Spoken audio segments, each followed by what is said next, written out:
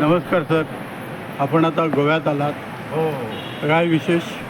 आता आलो आहे गोव्यात. म्हणजे गोव्यामध्ये आम्ही गेले वर्षभर शिवसेना पक्षाचा आमची जी काय विचारसरणी, आमचा जो काय कार्यक्रम आहे, गोव्यामध्ये स्थानिक भूमिपुत्रांवरती होणारा जो अन्याय आहे, त्या अन्यायाच्या विरोधात ह्या ठिकाणी आम्ही प्रशासनाच्या विरोधात, इकडच्या परिस्थितीच्या विरोधात आवाज उठवण्याचं काम करत आहोत.